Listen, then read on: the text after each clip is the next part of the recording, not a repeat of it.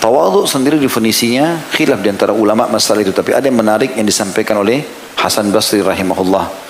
Satu waktu pernah duduk ulama-ulama kota Basrah di salah satu tempat di kota Basrah itu, dan mereka sering kali ketemu setiap pekannya, dan mereka mendiskusikan mungkin bagi orang awam itu biasa, tapi bagi para ulama itu punya kedudukan, dan dari situ banyak beranjak penjelasan hukum-hukum syar'i. Di antaranya mereka bahas definisi-definisi. Pada saat itu mereka bahas apa sih definisi tawadhu itu. Silakan Syekh Fulan, Imam Fulan masing-masing sebutin. Ulama-ulama semua ini. Hasan Basri diam saja. Dan memang dia dapat julukan gurunya para ulama. Setelah semua berikan pendapat-pendapatnya, maka Hasan Basri ditanya, bagaimana menurut anda? Dari tadi kami lihat anda tidak berbicara. Kata beliau, sesungguhnya kalian sudah banyak memberikan penjelasan.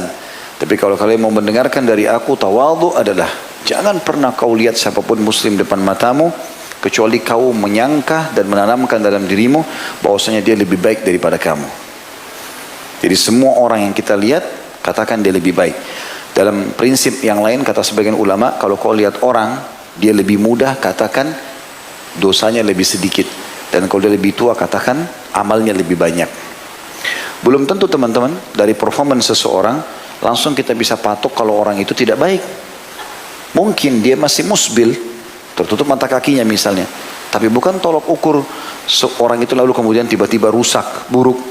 Karena dalam prinsip dasar syar'i kita, seseorang itu bisa divonis kalau telah tegak argumentasi padanya atau hujjah. Kalau dia sudah sampai padanya hujjah lalu kemudian dia langgar, itu urusan dia sama Tuhannya. Tapi kalau belum sampai padanya hujjah, tidak ada hukum atasnya. Tidak ada hukum. Bahkan satu negeri pun kalau berbuat maksiat kepada Allah, tapi mereka dalam kondisi tidak tahu kalau itu maksiat, belum ada sampai kepada mereka pemberi peringatan, tidak akan datang siksaan Allah. Allah katakan dalam Al-Quran, wa ma kunna mu'adzibina hatta nab'atha rasula. Kami tidak mungkin membinasakan atau menghukum satu negeri sampai kami mengutus kepadanya utusan kami. Ada penyampaian dulu, gitu kan, peringatan-peringatan. Maka nggak boleh kita vonis. Berapa banyak orang teman-teman mungkin masih musbil, mungkin dia kadang-kadang masih sholat di rumah belum ke masjid, tapi bakti sama orang tuanya luar biasa. Ada orang begitu, sangat luar biasa dengan orang tuanya, sampai menggendong orang tuanya kemana-mana, sampai semua kebutuhan orang tuanya dipenuhi. Maka satu sisi dia punya hal yang positif. Jadi kita hanya menyoroti dan memberikan masukan dengan hikmah yang belum dia lakukan atau sesuatu yang masih dia langgar gitu ya. Jadi jangan memvonis orang. Berapa banyak muslimah di luar sana belum pakai hijab. Bukan kita mendukung mereka ya, mereka salah. Tapi jangan langsung divonis dengan tidak pakai hijab berarti orang ini ahli neraka atau buruk.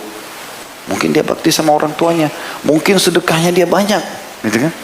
Kita nggak tahu. Saya mengetahui seseorang belum berhijab dulu, berinteraksi sama keluarga kami segala macam.